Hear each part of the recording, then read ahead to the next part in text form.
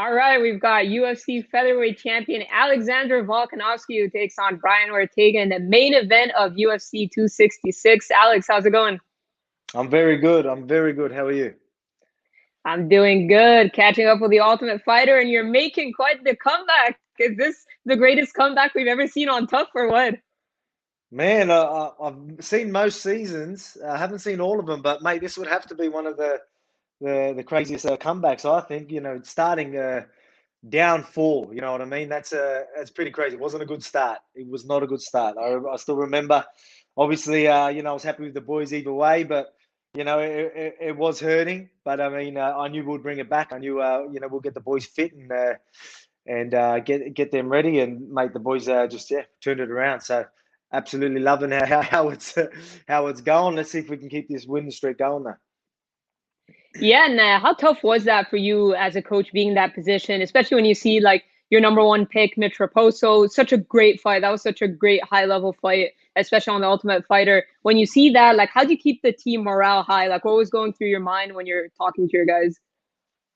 Yeah, it's tough. Again, look, it's you just got to obviously keep them excited, keep them keen, keep them motivated, keep them fit as well. You know what I mean? So well, they'll be stuck in a house. So it was obviously the filming and like it airs a bit differently to how it was actually sort of how it played out. We're only there for 4 or 5 weeks, um, but so it wasn't long before that 0-4 was in a short time.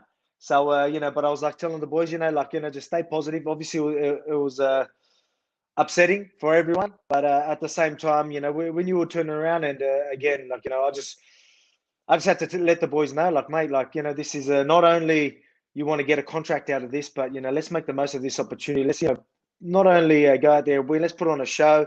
Let's show your character. Do whatever you can just to make the most out of this opportunity. Such a big opportunity for you guys, and I didn't want them to just feel like winning was only the option. But at the same time, we all felt that losing isn't good. So I'm sure everyone was on the same page. But we just had to keep everything sort of still interesting for them. So we just I made sure I was at the house with them, having fun, getting them out of the house whenever I could, making them sure they had laughs here and there and all that type of stuff. So just trying to keep it fun while motivated at the same time, and I think that really started paying off throughout the show. Was it hard when the episode started to air? Obviously, you knew what was going to happen, but it takes a week, right, for every episode to come out. Was it hard for the public to have to see you be down 4-0 and maybe start questioning your coaching and all that? Was it hard to see the way it played out on TV? Oh man, it was hard. That was a long 4 weeks for me. A long 4 weeks, let me tell you. Yeah, it was. But again, it's tough because the way it is, it's like 4 weeks, and it seems lost, lost, lost. So it's crazy. But in saying that, at least I knew I knew we would turn it around, so that was sort of there. But I was just hurry up, man. You know what I mean? It was killing me. But at the same time, it is what it is. It's not like we're going out there, even though the guys are doing great. It wasn't. We have a great team with us, coaching staff. So it wasn't just us. Obviously, it was the boys. We just wanted to keep them in shape, do things that we thought would be handy. We ain't going to change their styles. We ain't going to change who they are. We don't have enough time for that, and we didn't need to. So it was just about keeping them ready, maybe helping them a little bit with a game plan, and helping them in positions that they might be in, just so their muscle memory is there, and that everything's where it should be. But other than that, it was all the boys. So I don't want to take too much credit for how good the guys are doing, because at the end of the day, it was all them. But I hope they were happy with how we're training them. But obviously the results were pretty good. So I can claim a little bit. I can claim a little bit, maybe. Yeah, I was going to ask you because I know it's tough for them to be coached by a new coaching staff being away from their usual setting. And we've seen previous seasons on The Ultimate Fighter where sometimes the fighters wouldn't get along with the coach, and not because of anything. It's just a contrast in styles and stuff. It seemed like you had a great rapport with your guys, but was there anything maybe off camera in terms of any struggling moments where, depending on which fighter it was, or just anything at all that you found a little bit hard coaching guys that perhaps weren't familiar with you guys or haven't been coached by you, of course? No, well, to be honest, our when we picked our athletes, I did it. We only had about, I think, a day, not even a day to even study the guys before we even got to pick them. I found out about them like through the internet. You know what I mean? I'm like the names come through. I'm like, oh, we'll try and do a little bit of as much sort of get as much knowledge as we can going into this show. But we didn't have much time. But the next day we had to choose these guys. So, but the evaluation, going there and seeing the guys train and talking to them and seeing just getting their reaction. Do they want to be coached by us? Do they want to listen? Are they keen? Little things like that. That was something that I was more. That's what I want. I wanted people that I wanted to train, or that wanted to be there and make it a nice environment to help as a team environment as well. You know what I mean? So there was a lot of little things that came into play. Where I still remember, to be honest, as soon as we picked the team, there was a couple of guys on their side, and even the coaches going, "No, you didn't do your research," and carrying on, like, trying to act like, oh yeah, you guys got the underdogs and all this, literally saying things like that. And I'm like, oh yeah, you guys know it all, don't you? We'll see. But you know what I mean? And maybe that's why after when they were winning 4, they were like, obviously everyone was pumped up, and they were gloating and rubbing it in a little bit. And I'm like, oh, just make sure you keep that same energy if we turn this around. You just want to claim that you did all the work, not the fighters. When we turn it around, if we do a good comeback, make sure you keep that same energy, and you can praise us for that comeback. But in saying that, again, I don't want to take praise for everything, because the boys did such a great job, and we chose them for a reason, because we knew that they'll be easy to train. We knew that they'll get stuck into it. They'll do whatever we wanted them to do. But one thing that I felt was really big for us was sort of again, like we don't know enough about these guys. I haven't spent 4 or 5 years with these guys knowing exactly what they are, what they're about. I haven't seen them in the trenches. You know what I mean? Like, I haven't seen them in every single position. So I wanted to give them a say.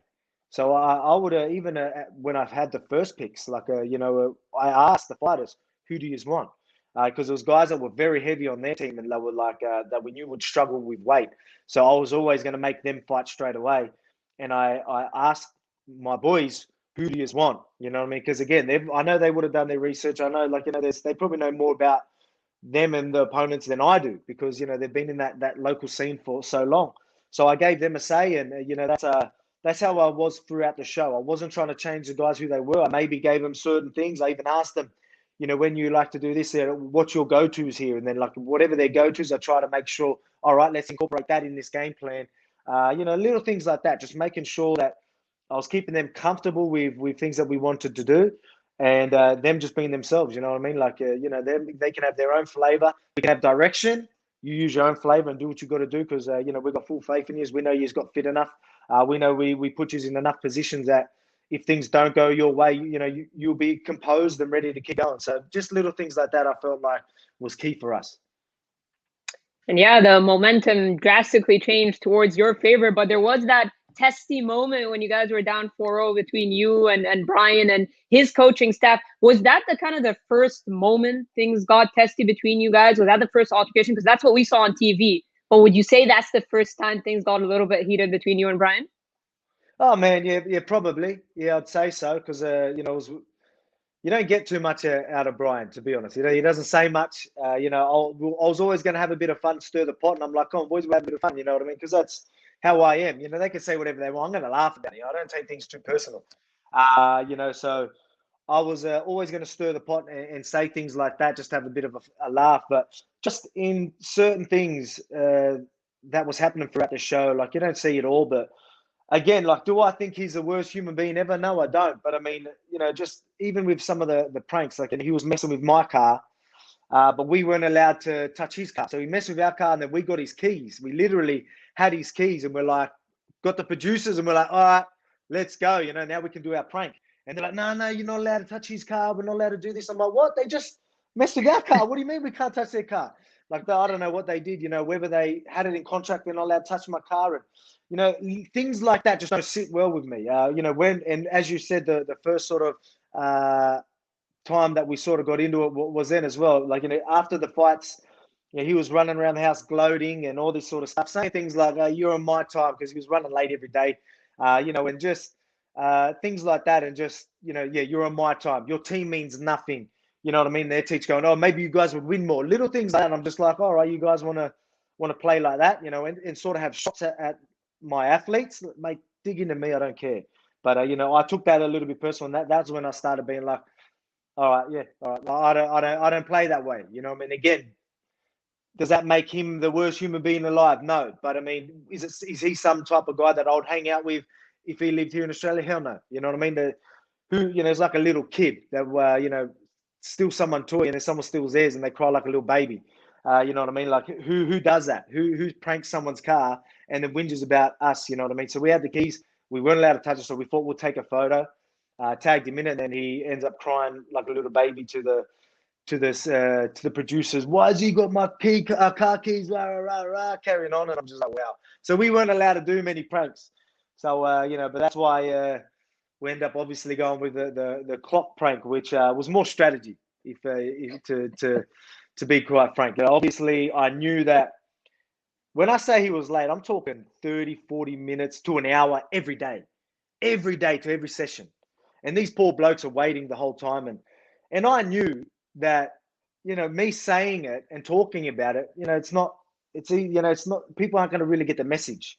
But I thought, with this clock prank, I'm not allowed to do anything. Maybe we go strategy. A lot of people are like, clock prank, yeah, it's not much, but I knew that if I did that, they're going to dive into that a little bit more.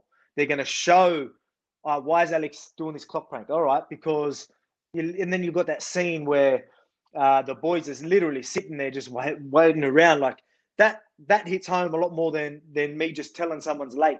You go and you see a whole minute or two of these guys are sitting there, like, and you're picturing that every single day. These guys are just waiting and waiting and waiting, getting themselves warm and little things like that. So I knew that was more strategy, that prank. So it was just, and then I put the clock in front of my junk just for a bit of a laugh on top of that. But again, it was more to push the narrative that, they might not get the message, but I'll put this here so the message is clear.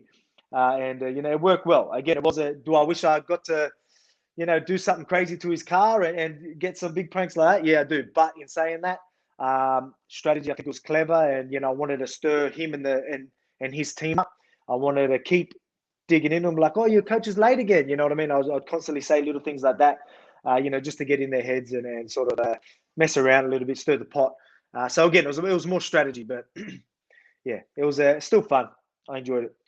So when the episode aired and you saw the way they kind of built it and made it part of the kind of the story of the episode, where you're like, yes, it worked. Yeah, well, that again, it was me being Aussie and we like to get pranks, and some of the pranks we do, we'll go over above and beyond. Like, you know what I mean? Like we're pretty full on with some of our pranks. You know what I mean? But again, I don't want to say too much, but there was a lot of things we weren't allowed to do, and yeah. So again, I just went, all right, well, like we might have mentioned something. Maybe we could do something like this, and for a bit of strategy. And then then we end up organising the heap of the clocks and things like that. So again, we were sitting there, be like, oh man, what do you think about this? I go, at least we know that they're going to push this. I guess you could say narrative. Like, you know what I mean? They're going to at least run with how it really was. You know what I mean? Because at the end of the day, it's easy to just sit there and be like, oh yeah, that didn't happen. Like they were the whole season. Because again, like there's too much things to go over than just to do things like that. They're gonna get through the show. You need to get the characters, the fights, and all that. So they can't just sit there and bash on one of the coaches the whole season. But I knew if I put that prank in, people get the real message of this kid was unprofessional, and don't make it team weight, don't make anyone wait. You know what I mean? Because that's just unprofessional. There's a lot of things in there that I thought was pretty unprofessional, and if that's how, it was good for me to see that as well, because I've got to fight this bloke. Mate, you want to go there and you don't want to turn up training on time when you're meant to be the coach. I don't even want to know what he's like as a student. I don't even want to know. But I mean, hey, if that's how you play, go be a lazy prick. That's totally up to you.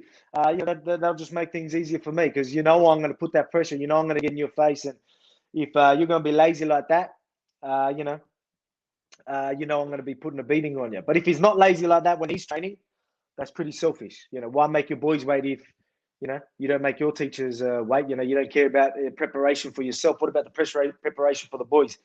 So anyway, enough of that. We've had 10 episodes air, I believe, so far. When you're seeing, because obviously they're picking and choosing, editors are picking and choosing for our entertainment, the way the episodes play out. But when you're seeing, do you like the way you've been portrayed so far, the story, everything? Because obviously there's a lot that went behind the scenes that we haven't seen. Do you like how it's kind of panned out, how it's aired? Oh man, it's fine. Like obviously they can't fit everything in there. Like we were there for how many hours? There's a camera on you 24/7 that whole time. So that and then again, like I don't. One thing that I didn't want to do is take all the limelight away from the fighters anyway. So a lot of people are, they're like, oh yeah, and like it's because at the end of the day, we want what's best, and we want what's best for the athletes. Because at the end of the day, we've already had the opportunity where. I'm a UFC champ. I don't need to take away the shine from these boys. Yeah, I'm going to go out there, coach them, and have a laugh here and there. But I mean, our whole team, our coaching staff, the whole goal for us was just get these boys ready and do the best we can as a coaching staff. So even like, there's going to be a lot of things like we'll take them, out of the house and do activities and all that. Whether that's going to be airing, I don't know. But we just wanted to get them out of the house purely to keep things fresh for them, so they're not sitting in the house. Like you could imagine what it's like for them. So, just little things like that. It was just more about the boys. But, again, like, there's only so much that they can show.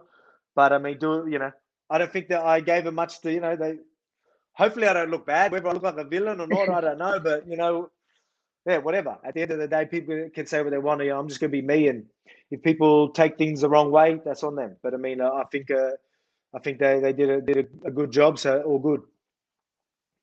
I don't want to necessarily push the narrative of like bad blood, bad blood. I know it's part of the promotional aspect, and we've seen you guys go back and forth. There's plenty of footage from the Ultimate Fighter. Then you guys did that on the live broadcast where you had that head-to-head interview. But would you say this is the first time, at least in your UFC career, that you've had a bit of a heated, I don't know if rivalry is the right word, but would you say this is the first time you've had that kind of a relationship with a fighter that you were going to fight? Because usually it seems pretty tame with you and your opponents. Yeah, it is. I've never had to spend so much time with an opponent. I've never had to compete. I never had to be a coach against them and compete in things. And I mean, that competitiveness, it's always going to make things, weird and awkward and different. You know what I mean? So it was it's definitely different. Doesn't mean I'm going to perform different because it's in my head and all that. Nah, it's not. But at the same time, yeah, do I think he's a good bloke and I'll be his friend? No, I don't. But at the same time, a lot of people maybe don't get how I am because we're sort of here and there. We'll joke and we're always we'll shake hands at the end of, even if we have an argument, we'll shake hands, things like that. So that's just how I am. You know what I mean? Like at the end of the day, I might not like someone, but that doesn't mean I have to be staunch and just be negative for everyone and carry on. And again, I'm not trying to steal the limelight. If something funny happens, I'm going to bloody laugh about it. You know what I mean? That's just how Aussies are. I'm gonna, as we do in Australia, you call your mates the C word. I won't say that on air, and you call your enemies mate. So you're like, oh yeah, how you going, mate? You know what I mean? Like at the end of the day, yeah, I don't like the bloke, but yeah, whatever. You know what I mean? Like it doesn't mean I can't go anywhere near him. I've got to, be a staunch. It's just not the way I am. So. A lot of people are, a bit confused. Is there a rivalry? Are they friends? What's going on? It's like, no, I don't like the bloke. But at the same time, hey, I'm always going to be respectful enough. If something happens, I'll shake someone's hand. After a fight, I'll always shake their hand, things like that. But do I want to put hands on him and punch his head in? Yes, I do. I definitely do.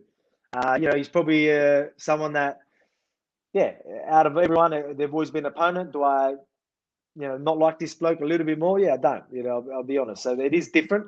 But at the same time, I've got a job to do. I'm going to go out there and I just can't wait to put on a show in front of a crowd. You know what I mean? And, man, mate, I'm just pumped to get back in there, really. I'm just stoked that I get the opportunity to go back in there. It's been way too long.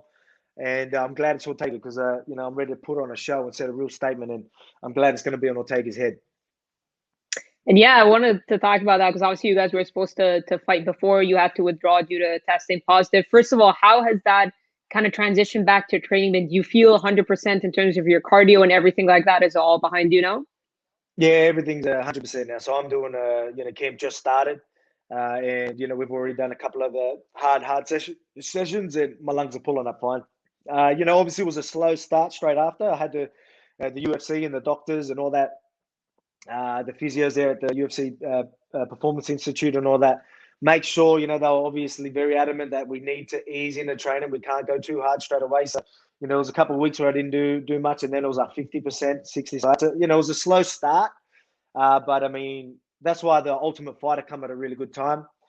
So I was able to train still, but not absolutely burn myself out. And because obviously my lungs took a good hit from the COVID, so I just needed to protect that a little bit. But within the 5-6 weeks, I was back to training pretty hard, and now it's no dramas at all. Has anything changed in terms of, because obviously you had you guys fought the first time, there was no Ultimate Fighter show, you didn't spend weeks with him and all that. Has the dynamic changed at all in terms, I'm not going to say it extra motivated you. I mean, you're a champion, you're motivated enough to go out there and defend your title every time. But has it changed anything at all after spending all that time with him? Now you're getting to do it in a pay-per-view in front of a crowd. Obviously the fight is built up more because the UFC have all that great kind of footage and promo to build the fight up even more. But does it add anything, if positive or negative? Like, does it add anything at all, the fact that there's all that extra added stuff to the fight? Oh, yeah, it definitely does. You know what I mean? I wish I did fight earlier in the year, but I mean, at the same time, it is what it is. And now, I feel like, now this fight is going to be a lot bigger and better. And I got to know more about Ortega as well, even the way he coaches and things he says, and just little things like that. There's a lot you can take out of that. So there's more knowledge that we got out of even just watching the episodes and hanging around them and things like that. So it's definitely different, and it's definitely adding to the whole experience for me. But I mean, I believe through this whole experience with the Ultimate Fighter and being over there, and I don't know, I've just I'm really growing to this. It's hard to explain. It really is hard to explain. I'm going pretty deep here, but before, obviously as a competitor and all that, whatever you had to do. But I mean, I believe my confidence right now is just on such a high. I've always been confident in the job that I need to do, but right now my confidence is on a whole nother level where, winning's just not enough. And you're seeing that time and time again that going out there winning is good. People always remember the winner, but at the same time, you go out there and you set a statement. You go out there, you entertain, and that's what people are going to remember. And right now, it's just something different. You know what I mean? While I'm in the sparring, I'm like, all right, I'm trying to picture finishes everywhere, no matter where it is. It's all about the entertainment this time. You know what I mean? I want to go out there, and obviously, I'm going to go out there and win. But at the same time, I want to do it in wild fashion. I want to go out there and really set a statement. And I want people leaving that arena going, wow, how good was that? Leaving their lounge room, you know what I mean? Absolutely blown away by what I went and done in there. So that's something that I feel like has definitely changed. I've always wanted to go out there, and I've always had a wild pace, and being a high volume type of fighter and things like that. But right now it's go out there and I really he's obviously proved that he's got a great chin and he's hard to be finished. But I know I said this last fight, but I need to go out there and I need to finish this fight. I want to go out there and I want to put him away, and I want to put him away early. A lot of people think that that can't be done because he's durable, but I definitely believe I can go out there and do that. And that is my goal. That is my goal. Going out there and finish. I won't be happy unless I knock him out or even submit him or TKO or something like that. So I'm going out there to do some damage and put on a show for everyone there. And yeah, to add to that, because that's an interesting part. Obviously, you've been always a high IQ fighter, strategic fighter, and we're seeing this Saturday's headliner. That won't change. It's always going to be there. I'm always going to be smart. But right now, my confidence is, I mean, there's going to be other things, opportunities that I'm going to make sure I take advantage of. You know what I mean? Just little things like that. So I just believe, it's something different. It's hard to sort of explain, but I'm going out there and, you're going to see a whole different Alexander the Great Volkanovski, I guarantee you. Yeah, because I was going to say in a recent interview he was talking about how you were very good at manipulating the judges. And I know that's his way of saying it. But again, like I was just going to talk about your high IQ, your strategy. And this Saturday's headliner, Cyril Gane, who he got a bit of criticism the last couple of performances, but he's such an intelligent fighter that wasn't taking any damage. So it's hard to critique that, right? But at the same time, What do you make of him kind of saying that you're good at manipulating the judges? Oh, mate, he's I don't know what he's talking about. Manipulating the judges, again, especially when you've got stats to prove, that they made the right decision and things like that. But again, I'm obviously over that part of everything. But in saying that, when you talk about, like even Cyril Gahn and all that, do I feel he could take more risks here and there? Yeah, same as myself, here and there. But at the same time, we need to protect ourselves. I'm going out there to entertain. That doesn't mean I'm just going to let the bloke hit me. I guarantee you, I'm going to make it very hard for Ortega to hit me. I'm just going to make sure I plant a lot more of these and land them a lot harder. You know what I mean? So, rather than just, land a jab here and there, following up with the 2 and 3 and 4, you know what I mean? And things like that. But at the same time, mate, this is chess, not checkers. If people just want to go out there and see guys go toe to toe, all right, it's entertaining, I understand it. But if you want to see the best martial artists in the world, you know what I mean? The upper echelon, you know what I mean? These are the most high level guys you're going to see, you know what I mean? So again, you've got to understand that it is entertainment. So you need to find a good medium. But to go out there and just take unnecessary risks and take unnecessary damage, it's just stupid. For a few people that are going to forget you in a week. You get what I mean? So it is just silly. But in saying that, that doesn't mean you can't go me. I'm planning on obviously putting the pressure and crumbling Ortega out there. Am I going to try and take as minimal damage as possible? Yeah, 100%. Doesn't mean I won't get hit. Probably not. But at the same time, the less damage I take, the better. The more damage on them, obviously that's a bonus. But I'm going out there to finish them. Don't get me wrong. The fight IQ is never going to change. I'm going to make sure I'm clever out there. But right now, I feel like my confidence is just on another level. I always thought I was confident, but right now, it's just something different. It's something different. You know what I mean? Like you still always have these doubts here and there when you're fighting and little things. Obviously, you're going to have doubts and, you're going to have these little processes go through your head sometimes. But right now, I just feel like I'm on a whole nother level where, I'm not, it's very hard to explain, honestly. You know what I mean? So, but let me just tell you, I'm going out there and I'm putting on a show. And again, I'm glad it's Ortega. You know what I mean? Because again, it's not like the first time. But the first time was all respect. We had nothing but nice things to say about each other. And that's the type of guy I am. I'm not going to just bash on someone for no reason.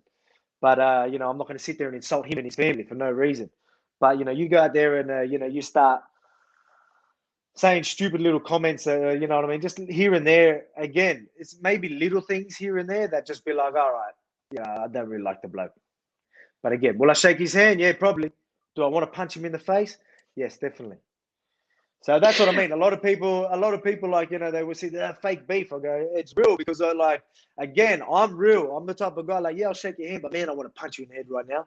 But you know what I mean? Little things like that where other guys are just from the get-go, they're like, oh, yeah, carrying on. And like, that's obviously that's their way to go. But me, this is built up, it's built up like, yeah, I don't know about this bloke. You know what I mean? So it's it definitely is different. Well, Alex, I want to touch on a couple of things before I let you go. You've been very generous with your time. Nick Diaz is a nice addition to your card. Just wanted to ask you how you felt when you heard that him and Robbie Lawler were going to fight on the same card. Yeah, man. It's incredible, having someone like Nick Diaz on the card and that fight. I still remember their fight so long ago. Like it blows me out how long ago that was.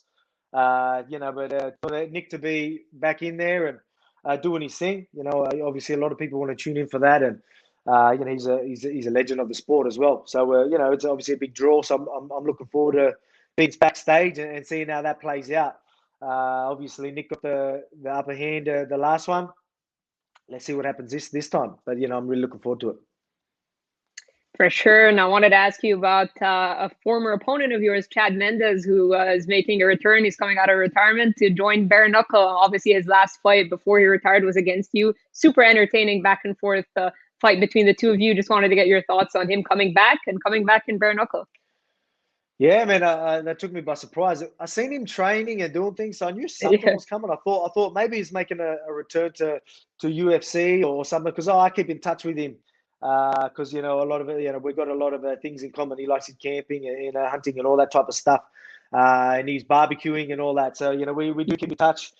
But yeah, so I didn't know what it was, but yeah, bare knuckle was a bit of a surprise. But let me tell you, out of a lot of the guys I fought, he's a powerful dude. And even though there was a lot of shots that I felt like I was covering up and shelling, but I mean, you could feel the weight behind him. So bare knuckle, Chad Mendes, obviously he's going to be a powerful dude, and I'm looking forward to seeing how that plays out.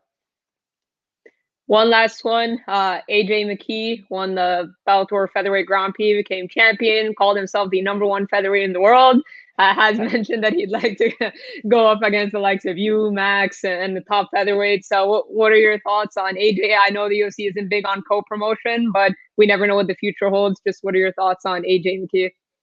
Man, I've got nothing against the bloke. Obviously, I had people saying the same thing just a couple of months ago. But man, obviously, there's plenty of I get guys on my Instagram that will hit them and go, oh, I'm the best fighter in the world and I want to fight me. You know what I mean? You're going to get people from all around the world. Some guys that don't even train telling me the same thing. You know what I mean? So you can't take that to heart.